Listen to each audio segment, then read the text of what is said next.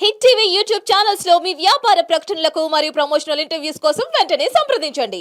ఏ నేరానికి ఏ శిక్ష వర్తిస్తుంది అనే విషయాలపై క్లుప్తంగా మనకు వివరించడానికి మనతో పాటు మాజీ జిల్లా న్యాయమూర్తి అలాగే సుప్రీంకోర్టు 2 తెలుగు రాష్ట్రాల సీనియర్ న్యాయవాది మనతో పాటు ఉన్నారు.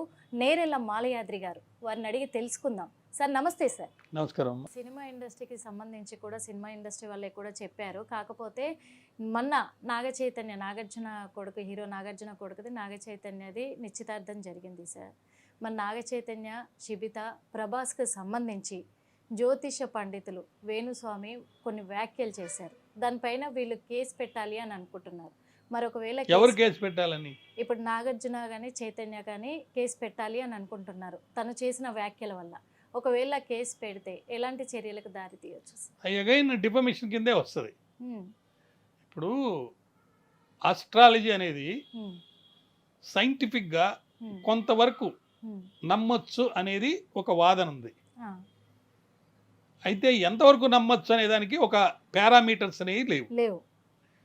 నువ్వేదో ఊహించుకొని ఎవరి మీదంటే వాళ్ళ మీద ఏదంటే అది చెప్తే దానికి కారణాలు కొన్ని లెక్కలు చెప్పి ఇగో ఈ లెక్కల ప్రకారం ఆయన పలానా తారీఖు పుట్టాడు, పలానా టైంలో పుట్టాడు, పలానా పేరుంది, లేకపోతే ఆ అక్షరాలు ఆ పేరులో ఉన్న అక్షరాలన్నీ లెక్కేసి ఒక సంఖ్య చెప్పి ఈ సంఖ్య వల్ల ఇలా జరుగుతుంది అలా జరుగుతుంది అని చెప్పేవాళ్ళు చాలామంది మనం ఉన్నాం. ఇప్పుడు మీరు చెప్పిన ఆయన ఆస్ట్రాలజర్ గారు ఆయన ఒక లెవెల్ దాటి ఖచ్చితంగా ఇలానే జరుగుతుంది లేకపోతే నేను జ్యోతిష్యమే చెప్పను అని చెప్పే సందర్భాలు కూడా మనం చూసాం. కానీ ఆయన చెప్పిన కొన్ని ఫెయిల్ అయినట్టు కూడా మనం వింటున్నాం. ముఖ్యంగా మొన్న అదేంటది జగన్ ఎన్నిక కానీ ఇక్కడ కేసీఆర్ ఎన్నిక కానీ దానికి ఏదో మళ్ళీ క్లాజులు పెడతారు. నేను అలా అనలేదు ఇలా అన్నాను, ఇది కావాలంటే ఇది చూడండి ఇది చూడండి అని చెప్పి.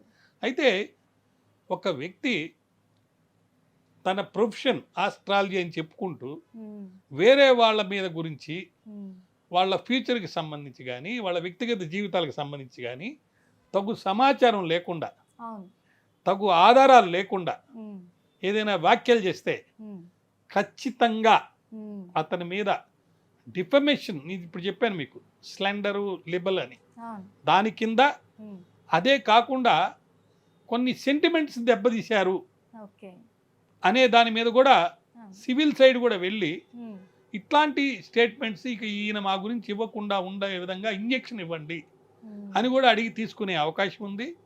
అదేవిధంగా నష్టం, ఇప్పుడు సెలబ్రిటీస్కి చాలా పేరు ప్రఖ్యాతలు ఉంటాయి. మనం సెలబ్రిటీస్ మీద వాళ్ళకు ఒక బాధ్యత ఉంది, ఆ పేరు ప్రఖ్యాతల్ని కాపాడుకోవాల్సిన బాధ్యత ఉంది.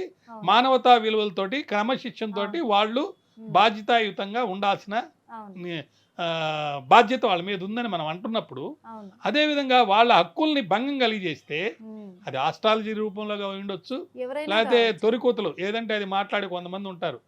వాళ్ళకి ఏంటంటే ఒకవేళ కనుక వాళ్ళు అన్న మాట కనుక అయ్యిందనుకో, అది నేను చెప్పాను చూడండి ఇది అయిందని అంటారు. అవలేదనుకో కింద క్లాజ్ పెట్టుంటారు ఒక మాట, ఇలా అయితే అలా అన్నానని.